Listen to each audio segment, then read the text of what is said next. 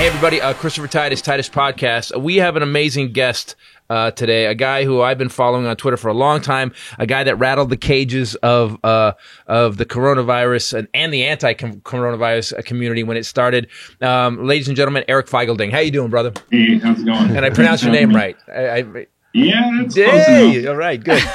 So I want to talk to you because I've been following you on Twitter for so long, and what you have done over and over is literally given the most accurate information. Because of the podcast, I've had to be on top of it. So I read what you post, and then I go match it, and holy crap, you've been kind of right almost every time, haven't you? Like 95%, 99% of the time. Yeah, for the worse. Yeah. I know you're like the angel of death. I get it. It's kind of like this shit is not over. COVID is over. No, it's not over. It's going to get worse. CDC director is wrong. And of course, it gets some backlash. But in certain ways, I'm not scared of the backlash because if I believe what is true and what is true is, it's kind of like the Don't Look Up with DiCaprio, right? He's trying to say, this is really bad. Don't try to sugarcoat it. Not everyone wants to listen, but that's okay. But if you want to listen, I'm here for it. So you were the first one, at least on social media, to call it in January of 2020. Can I just say, I just want to do this really quickly for everybody at home. Oh, yeah, let's give you credit. I want to give, this is not someone that toilet tweets, although maybe you do, I don't know, but that's not your only accreditation. You are an epidemiologist and health economist and a senior fellow at the Federation of American Scientists in Washington, D.C., chief health economist for Microclinic International. You were previously faculty and researcher at Harvard Medical School and Harvard Chan School of Public Health, and an epidemiologist at the Brigham and Women's Hospital. That just filled up the entire screen. Yeah, for man, the you got it. A former life. The only reason is like our listeners and watchers on YouTube are going to be like, "Who's the guy in the puffy jacket and sitting in the closet?" So we wanted to make sure. Who's the rapper? He's a rapper. MC Ding. So on January 20th, I started noticing the videos coming out of Wuhan in November and December. They were putting up stuff on, and I told Ray, because we're on the road doing comedy all the time. And I was watching them, as I always say, shooting fire hoses full of Roundup at buildings and welding people into their buildings. I thought, something's coming. And then I saw you, then I started following you in January, and you were like, something's coming. And everybody gave you shit about it, didn't they? Yeah, people still give me shit sometimes, but I think the precautionary principle is really the thing that will save lives. Right. Some people say it's too doomsday, too preppy.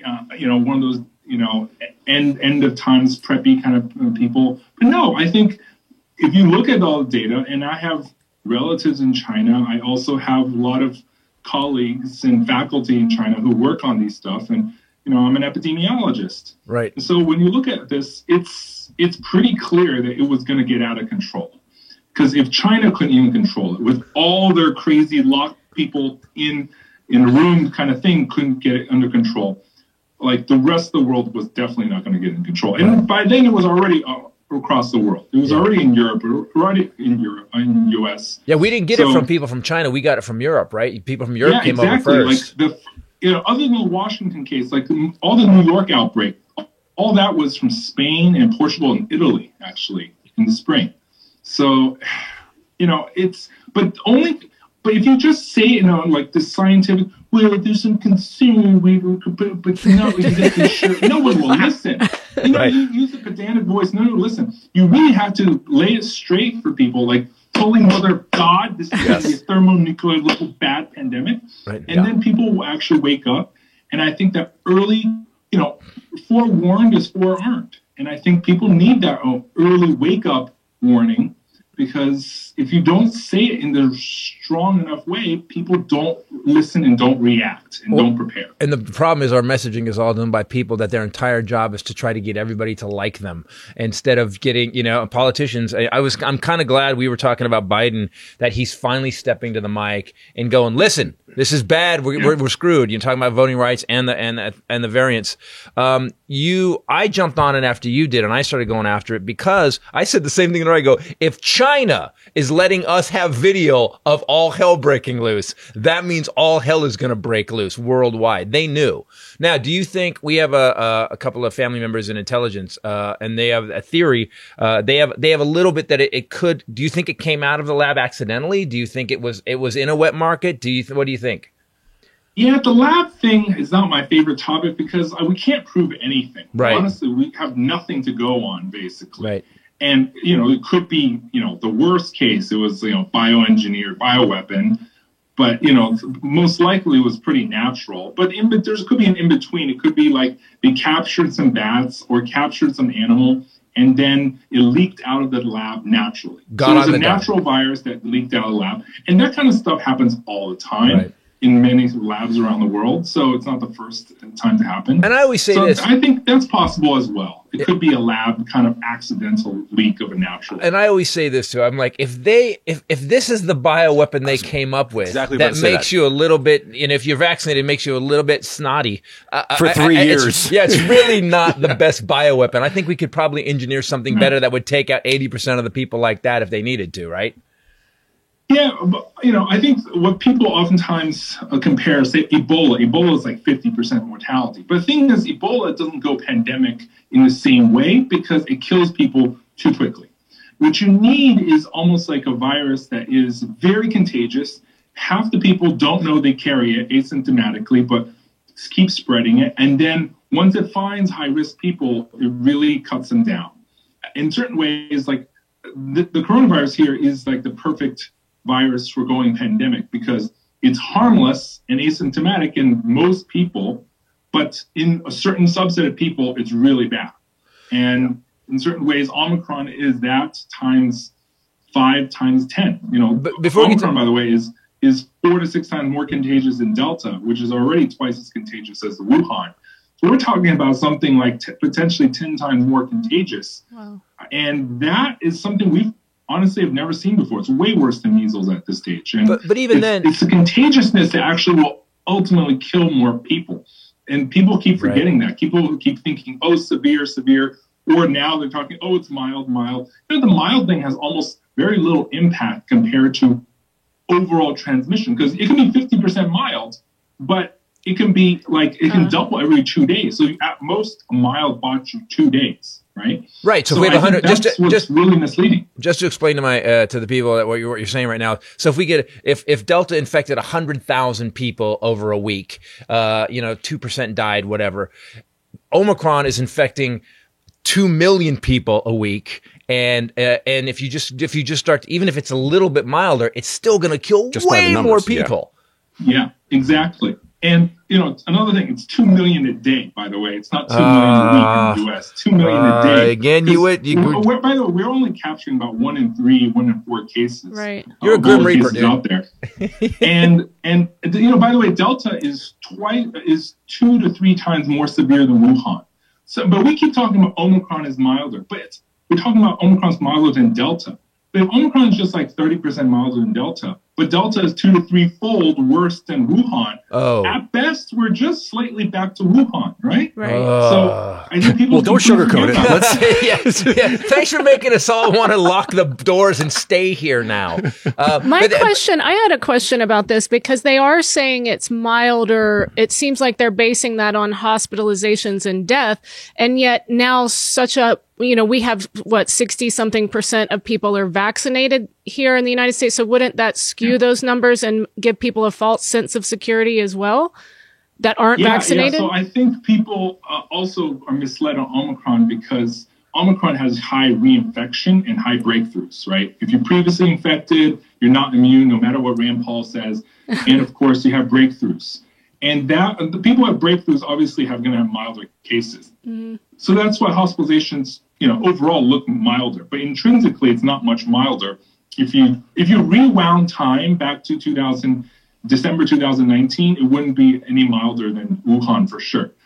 Wow. But again, the hospitalizations, we're on our 6th consecutive record hospitalization in the U.S. now.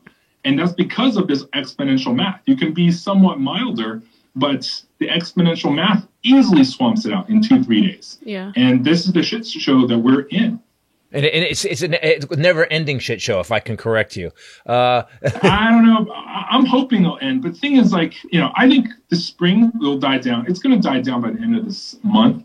By the way, no, it'll peak at the end of this month. But I always tell people, but when it peaks, you're only halfway through the curve, right? You're only halfway through the marathon before it comes down on the other side. What do you think? I think we'll be good for a couple months. But the thing is, Omicron popped up in mid-November, and then it went global by the end of November. In 2-3 weeks, it went global. It came out of nowhere, right? Yeah. And that could easily happen again. Honestly, you just have one variant that pops up in some far-flung corners of the world, and it's going to go global pandemic really quickly in a modern society. People talk about 1918. Oh, 1918, the virus died out by itself. Yeah. The World War I ended, people stopped traveling, and back then, what starts in part of India or Africa stays in part of India or Africa. Yep. It doesn't go to Vegas the next day. Right. But here in this modern world, what happens in another corner of the earth, literally that variant ends up the rest of the world and doesn't get muzzled out. And that's why I think it's much harder to contain today than ever before. And you can't look at 1918, oh, it just fizzled out and died out, because probably there were many variants that were bad, but easily died out some part of the world. But right now, that doesn't happen. You have a really, really bad one like Omicron, and it gets easily selected and goes global. Is the only solution an absolute 1 month shutdown globally, galactically? Yeah, exactly. Even the space station. You guys are straight. I'm not a fan of such lockdowns. No one's a fan of lockdowns. Of course. I think we need we're basically sandbagging at the last minute whenever the flood is already coming. Right. It's kind of like, oh, the hurricane's already like 1 mile offshore. Oh shit, I should board up the windows. Oh shit, I should start sandbagging my home. That's what we're doing all the time. We're not like pre-building a seawall against a flood. We're basically always reacting whenever shit hits the fan. Well, this is why we're always in this like treading water kind of reactionary phase.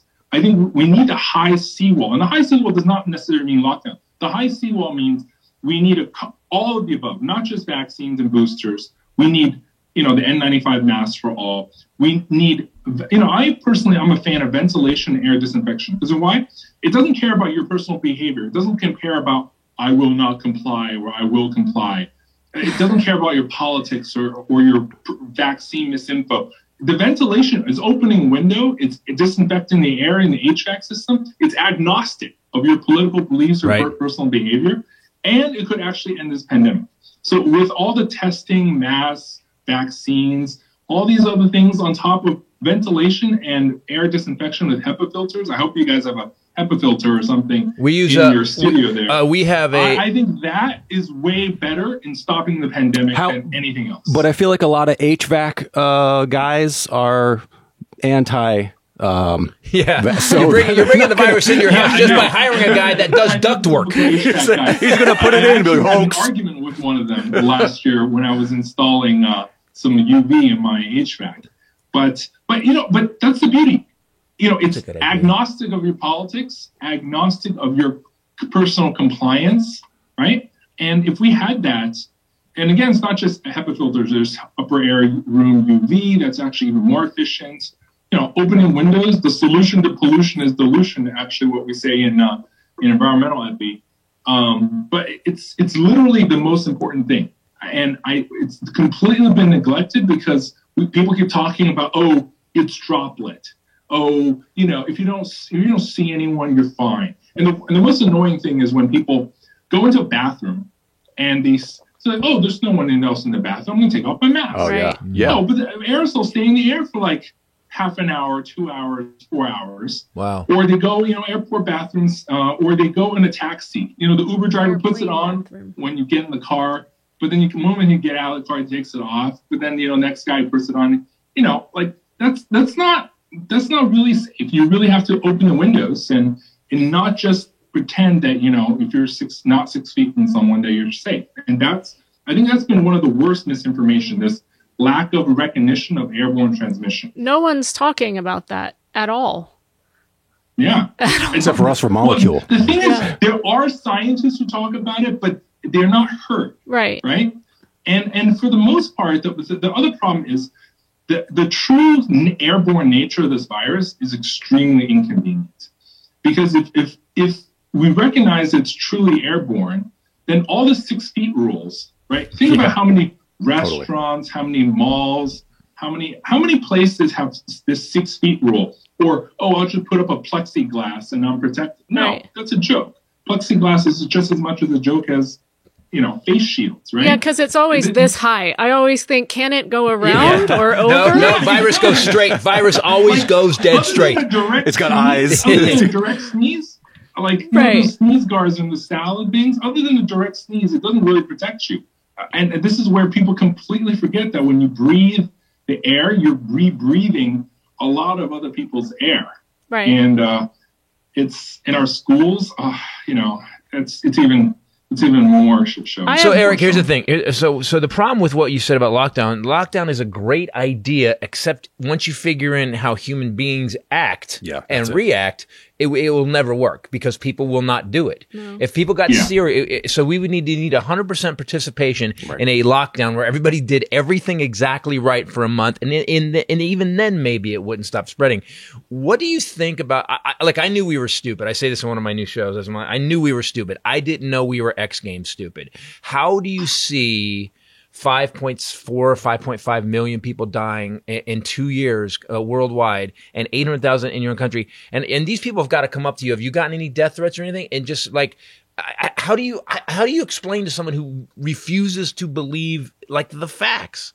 Like, how do you talk to people? Yeah, it's hard. Like right now there's, when cases arise, they're saying, where's the hospitalizations? When hospitalizations happen, where are the deaths? And then when you show the deaths happening, they're not, they're with COVID instead exaggerated of because of COVID, right? That's the with arguments. They had comorbidities. But, I just point out the excess deaths. You have a typical, you just look at all deaths, all cause mortality. And the excess deaths is how many extra deaths, and you easily see the spikes of COVID every single wave. So this is you can't argue total deaths, right? Right. Total deaths are total deaths. There's no such thing as a mild death, by the way. There's this new Omicron kills you. I've actually heard that, but it's really baffles the mind. But you look at the total deaths, you can't argue that. And it's where did you think they came from? And they're suicides? Well, no, suicides actually, it actually shows that during schools, kids there's a higher rate of teenage suicides during school weeks than out of school. So it can't be school suicides or something like that. So altogether, sometimes you can just shake people as much as they can with the facts, but facts and data doesn't matter in this world sometimes to some people. I don't know. I think of something like cigarettes. When every smoker who smokes knows that cigarettes will cause cancer and cause heart attacks. But they don't quit until someone in their family has heart attack or cancer. Even then. I see it as an epidemiologist all the time, because before pandemic, we studied the behavioral stuff of things like smoking and alcohol and whatnot. It's when someone dies, that's when it gets real. Yeah. And unfortunately with COVID, what happens is it hits certain families with diabetes and obesity and some immunocompromised disease. But then if your family doesn't have that, no one in your family dies, and then they don't believe it, and then they get even more, entrenched in their, it's fake, right? But the moment someone dies in their family or gets seriously hospitalized, that's when it gets real. And, during the summer Delta wave, when, it was burning through Florida, Alabama, Mississippi, Georgia, that's when a lot of people got vaccinated who were anti-vaxxers, because they saw someone in their family go to the hospital or die. And that's the God honest truth. And, it's when they were got the shock and awe of someone in their family to their face who died. That's when it gets real. And I hate to say it, but a lot of people won't act, just like cigarette smoking. They won't quit until it hits them in the face. Yeah. I have a question for you, because I know one of the things you do is try and battle this COVID misinformation. And the thing that makes us more insane than anything is how quickly they pivot. Something gets disproved and then it's a new thing. And then it's a new thing. I had a family member yesterday who's a federal agent, who may lose his job, said that this is the new one. I hadn't heard this before, that the scientist who claims to have developed the mRNA vaccine says that it does not work and that it actually makes COVID worse. Have you heard this one yet? About Pfizer? I heard someone said Pfizer says their own vaccine doesn't work. I saw that yesterday. I'm like, I looked it up, and what so first, I don't know the exact context, but okay. What I've mostly have seen is that you see breakthroughs, right? Breakthroughs, the anti-vaxxers and the vaccine deniers see, he got vaccinated. He still got COVID. Right. Doesn't work. Well, first of all, it does work, not 100% of the time. It's kind of like your seatbelt and your airbag's not going to save your life in 100% of all car crashes. Right?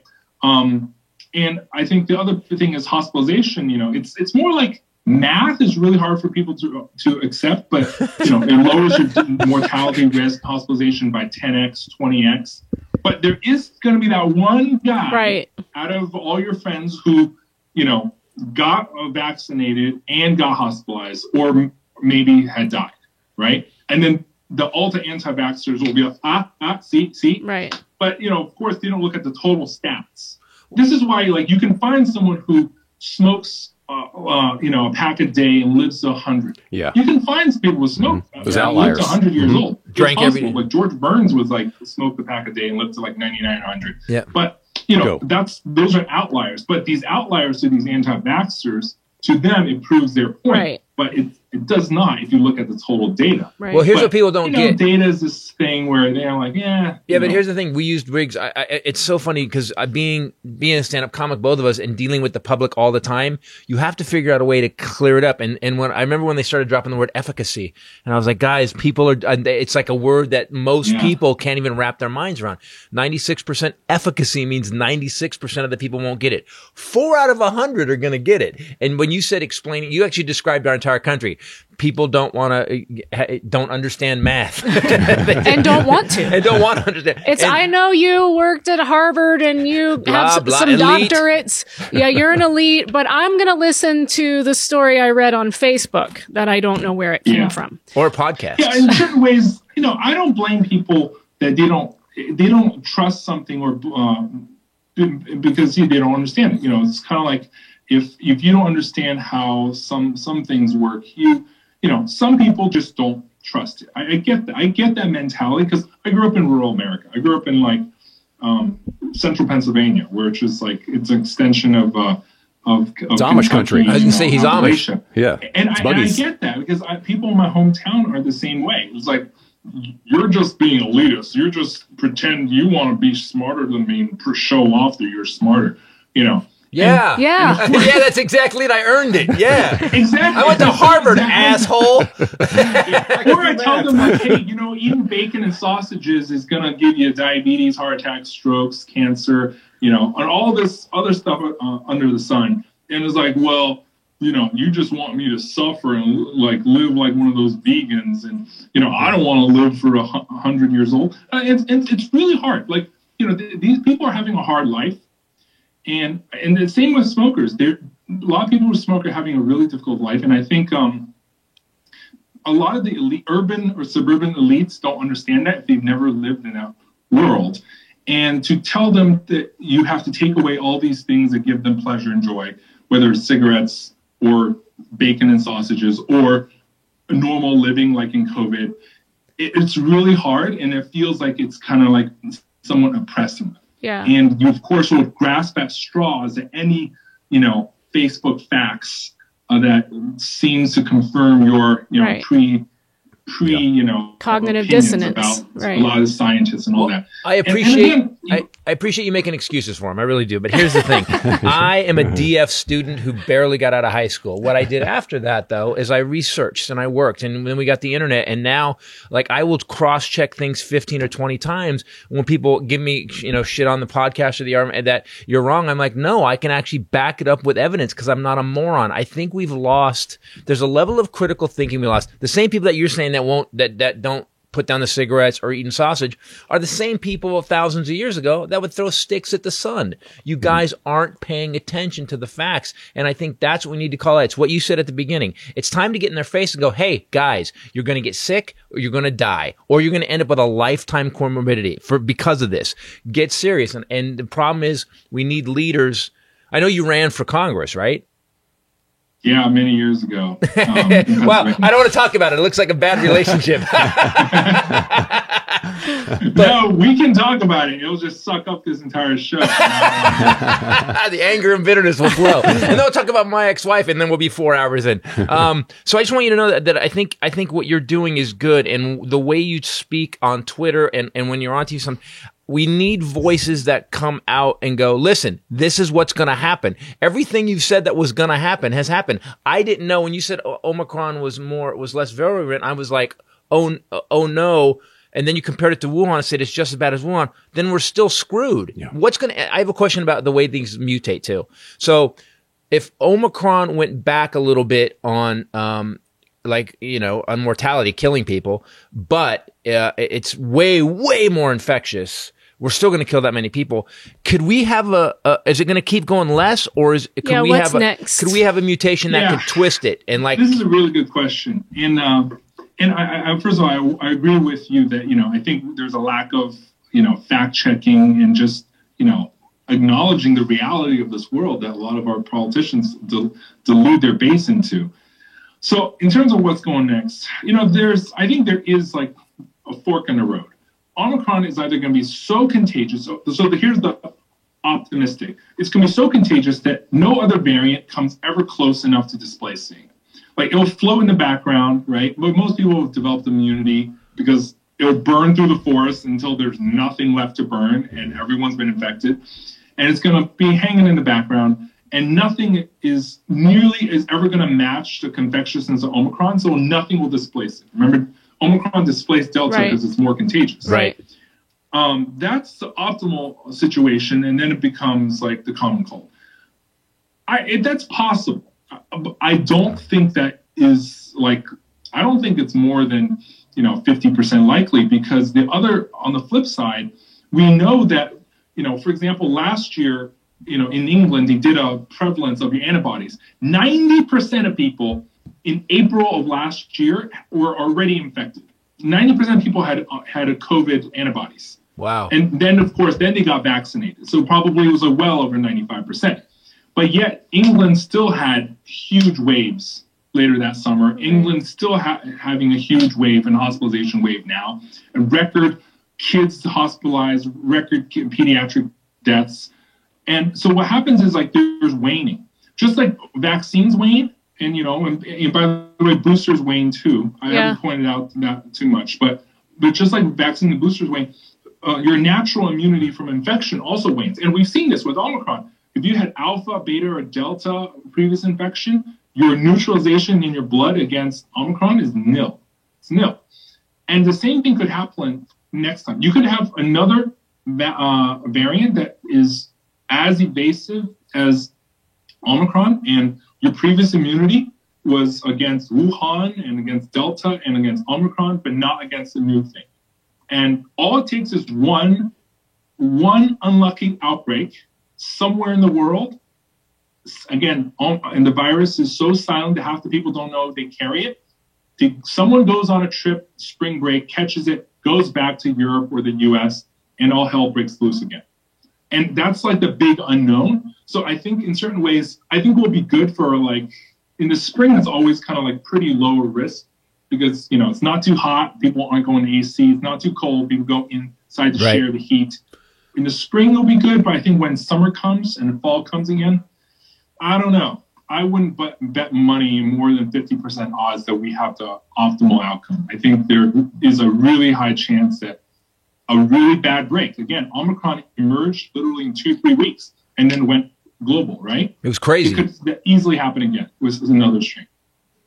Great. Again, as always, Eric giving us the high points of how we're all going to die as a species. Hey, whoa. I didn't say that. I'm not being Leo DiCaprio with Don't Look Up. It's not a doomsday asteroid, okay? But it is one of the things that's going to give us like ulcers, I think, for a couple of years more. And I think the vaccines are good, but the vaccines, we need adapted vaccines. Yeah. We're still injecting people right now with the Wuhan 1.0 vaccine. Right. We're like so beyond 1.0 right now. Right. Omicron is, again, 10x more contagious. We're in year 3, okay? And we're in year 3 and we're on Omicron. God. And there's fewer letters in the Greek alphabet until Omega than there has been from Alpha.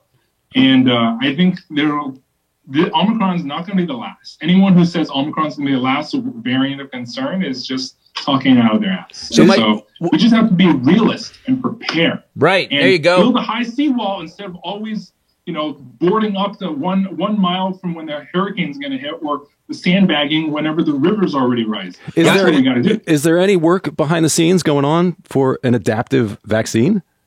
Yeah, there are. The people are doing, like, for example, we need some good news. Moderna are doing their multivalent. They're like mixing several, like their alpha, beta, gamma, delta, and hopefully that between the 4 of them, if they're going to give you a combination vaccine, it might protect you better.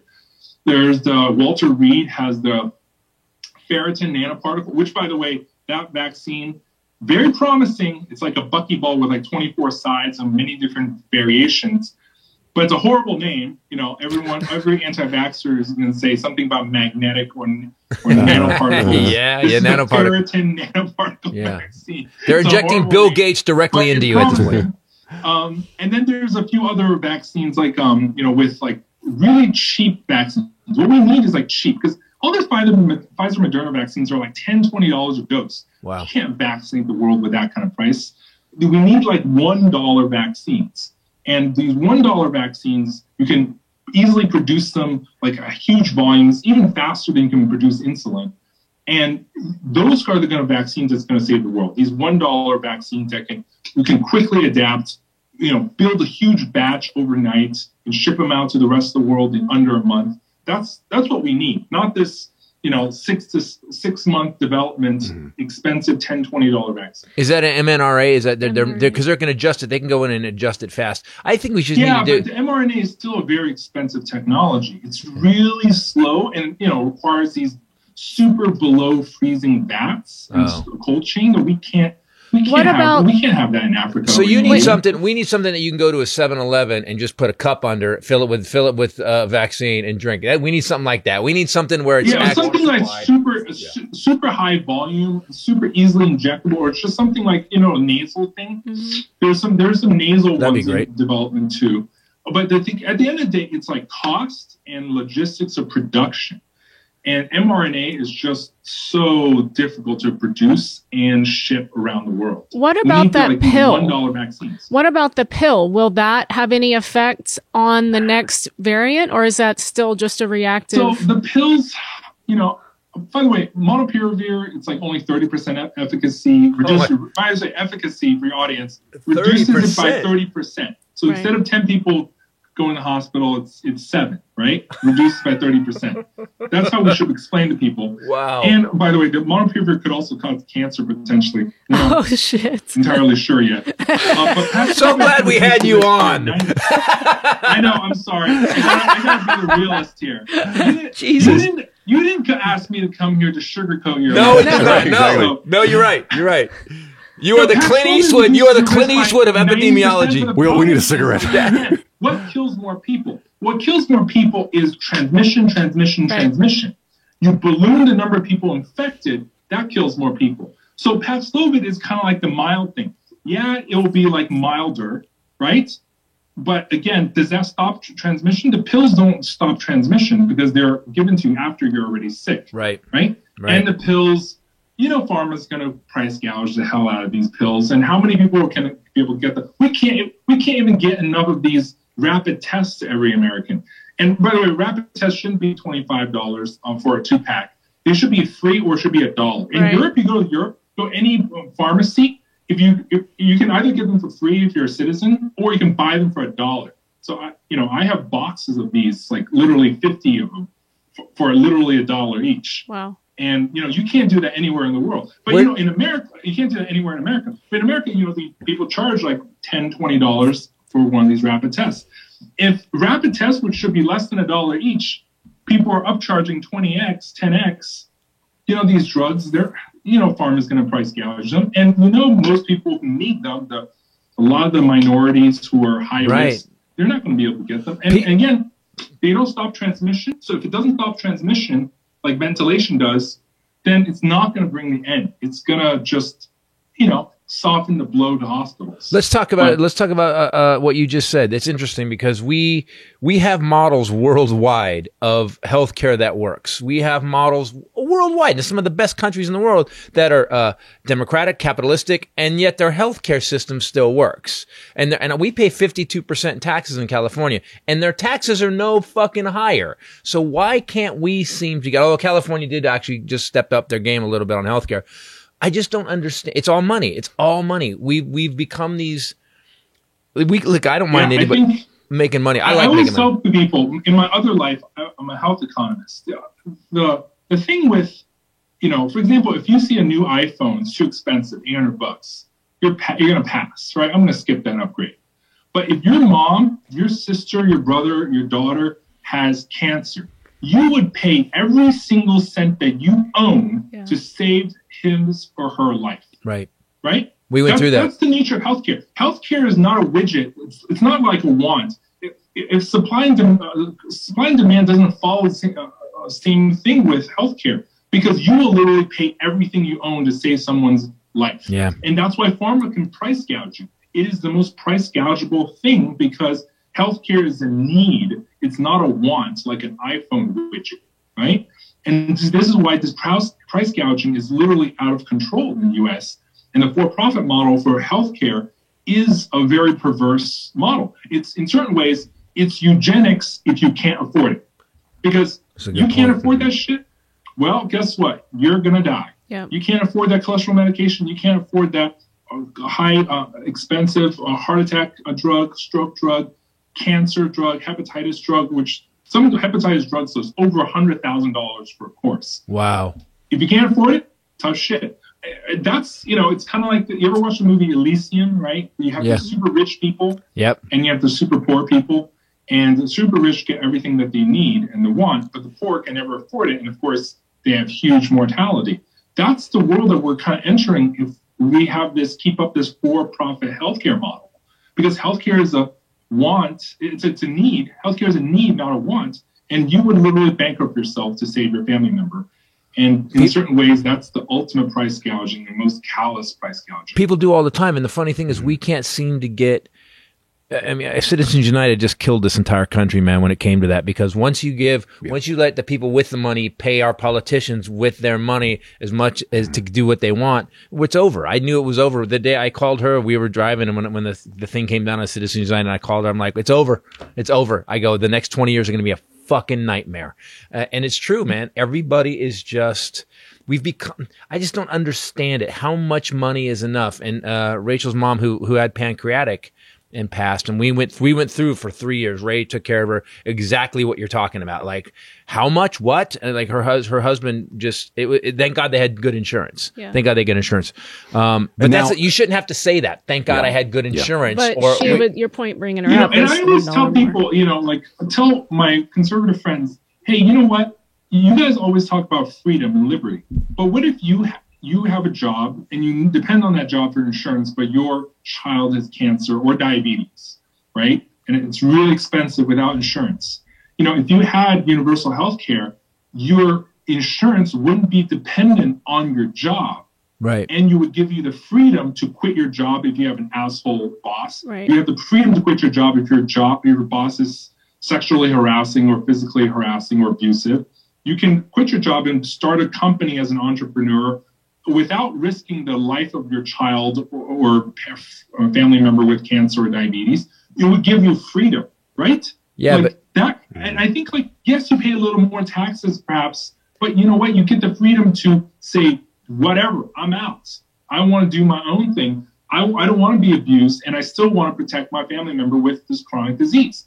I think that kind of freedom, if we sell it to the everyday American people, that is the ultimate kind of freedom that they really want, and what will save more lives and save more money. I think that's the message to get to people and try to convince them this is the better way. Well, let me ask you about economically. It's actually costing us more per capita to run the system the way we're doing it. Yep. The only people that are making money are it's costing us, like you said, healthcare, because people are stressed all the time now because if someone gets sick, they're done. They can't leave a shitty job. They can't, like everything you just said. Doesn't that end up costing us all more in the end anyway? Yeah, exactly. Like if you're a family member, you have to take care of your family member. You're not as productive at work. Right. And then you can't concentrate at work, or you can't work as well. And, you know, I think also, you know, of a cook who needs this hourly job to protect his family. And the thing is, he just needs back surgery, but he can't afford back surgery. And if he can't afford back surgery, you know, the restaurant does worse because he can't afford the back surgery and because he can't work well. And I think, again, this takes long horizon, like foresight. And we don't have the foresight. We just care about, again, our quarterly earnings, our monthly profits. And that's all we care about, without the actual see that we can actually save more lives. And you know this saying, an ounce of prevention is worth a pound of cure. You know, I've always been advocating prevention.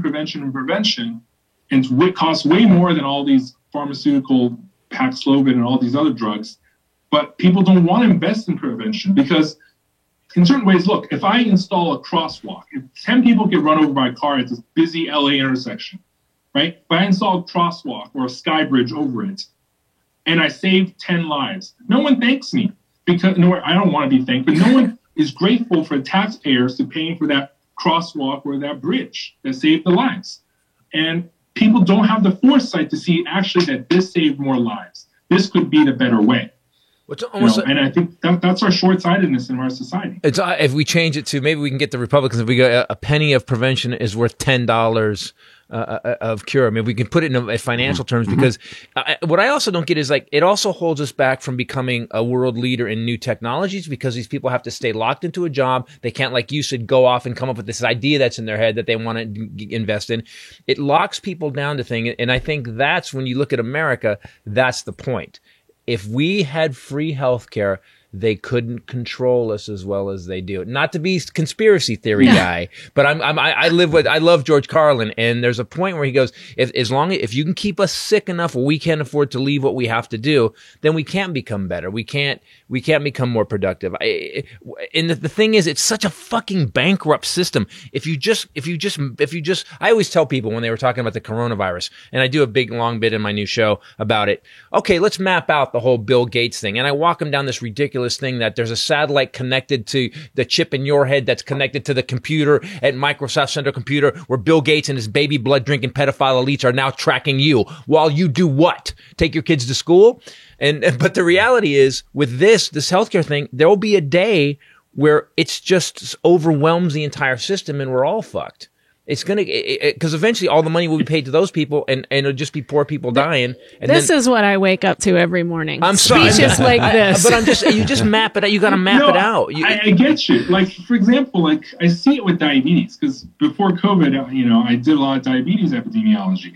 The cost of diabetes medicines shouldn't be $1,000 a month. Yeah. Right. It shouldn't be $300 per vial, right? Ugh. Diabetes, it was, the insulin was invented 100 years ago, and the patent was sold for $1 to keep it free. It shouldn't be that expensive. Wow. Yeah, it was. It was invented by Banting in University of Toronto. It was patented there and sold for $1 to keep it free. But but the pharma companies, they keep repackaging it, tweaking it and getting a new patent. They keep patent Right. What's the term? Patent raping. Patent raping. Let's call it patent raping, just so we can put it in some sort of term that makes everyone go, "What? Who got what?" Yeah.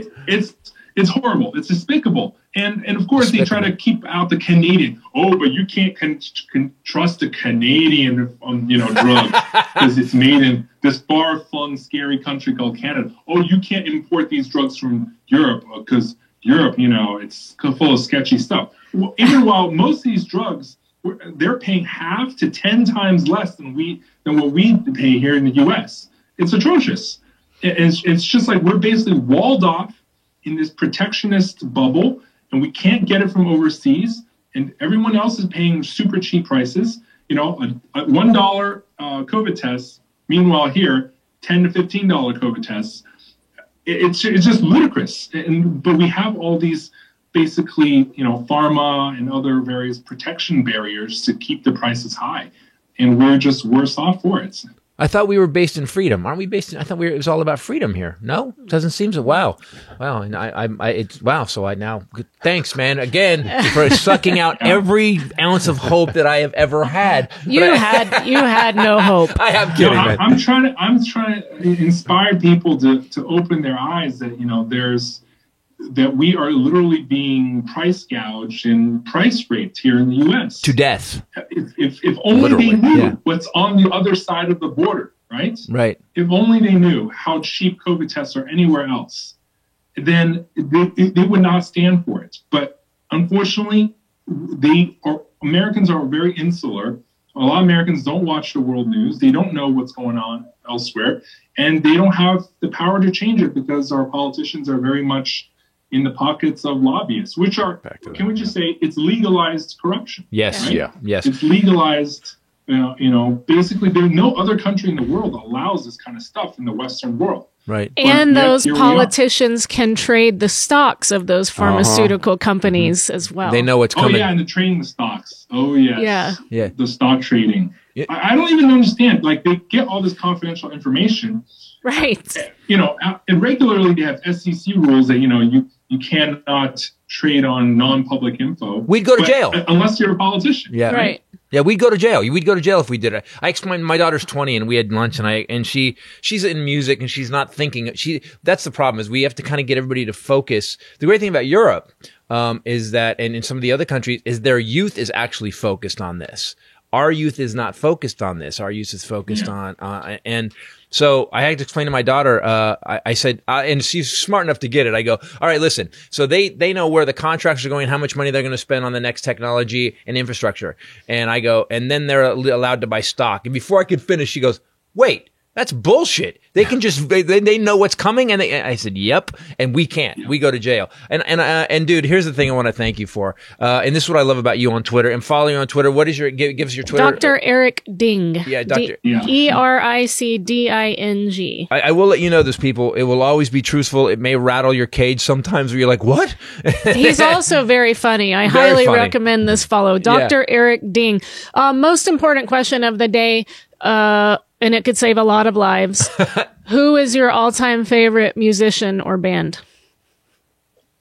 Oh man. That's stressed him out. I feel like so many musicians have something in their background. If I say it, someone will want to cancel me. Do you see how messed up this world is? Dude, you are on the cancel list for so long now on both sides. You're fine. I love Aerosmith. Dang! All right. Okay. It's my all-time go-to. When I'm a little angry, a little frustrated, a little down. Turn on some Aerosmith. There you go. I was always really obsessed with Steven Tyler. Steven Tyler's a genius. I think he's really hot. I know. I'll get canceled for that. And Keith Richards is mad now. I'm like 5'11" and a half, and he was at the Bloomingdales in Sherman Oaks walking by me, and he was so little. I was so disappointed. Getting like 5 more scarves. He had a lot of scars, and he had his bell button, but he was so little, and it just blew that up for me. I was very sad. Here's what I want to say, man, and this is why I wanted you on. After following you, reading everything you do, then I would actually go look up. I would read all the articles you post. I would follow your threads. on our podcast, we always say scream sanity, because I think that's what the Democrats are missing. You can't just calmly tell people, because no one's, through the din of everyone else screaming, no one's hearing it. You have to scream sanity and get it through. And that's why I'm glad Biden stepped up. I want to thank you for always screaming sanity, my brother. Keep it up. Yeah. Keep it up, man. Thank you very much. I appreciate it. Eric Feigelding, ladies and gentlemen. Dr. Eric Feigelding. Dr. Eric Feigl. You earned that. Tall doctor. You earned that, man. My brother, we will have you on again. If it gets weird again, I'll call you again. But thank you for being on. Thank I you appreciate so much. it, brother. Thanks. I'll try to be your Ghostbuster. Yeah. Neighborhood. Give you a call. See you, All brother. right. Thanks so much. Bye, Bye, buddy. Doctor. All right. Bye. Stay safe.